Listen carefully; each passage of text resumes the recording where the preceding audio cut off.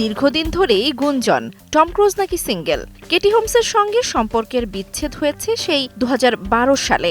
গত এক যুগ ধরে কারো সঙ্গে আনুষ্ঠানিকভাবে সম্পর্কের কথা স্বীকার করেননি অভিনেতা।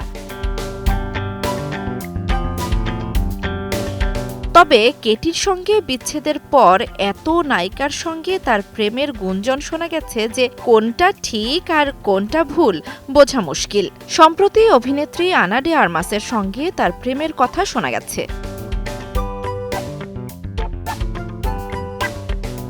গত শুক্রবার রাতে সাবেক ব্রিটিশ ফুটবলার ডেভিড বেকহ্যামের ৫০তম জন্মদিনের পার্টিতে হাজির হয়েছিলেন টম আর আনা। সেই পার্টির ছবিতে আবারও সংবাদের শিরোনাম হন এই তারকা জুটি।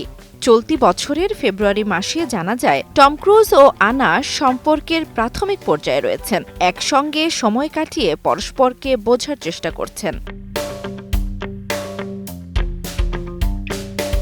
এরপর গত ১৪ মার্চ লন্ডনে একই হেলিকপ্টার থেকে অবতরণ করতে দেখা যায় দুই তারকাকে।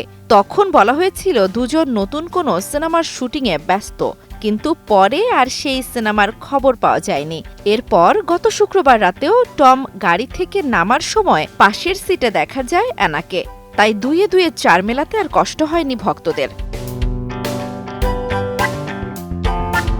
২০২৩ সালে ইউএসএ টুডেকে দেয়া এক সাক্ষাৎকারে স্ট্যান্ড নিয়ে কথা বলতে গিয়ে টম ক্রুজের ভূয়সী প্রশংসা করেছিলেন আনা। তিনি বলেছিলেন, আমি টম ক্রুজের পর্যায়ে পৌঁছাতে পারিনি, তিনি তো দুর্দান্ত। জান্নাতুল দোলনা, সময় সংবাদ।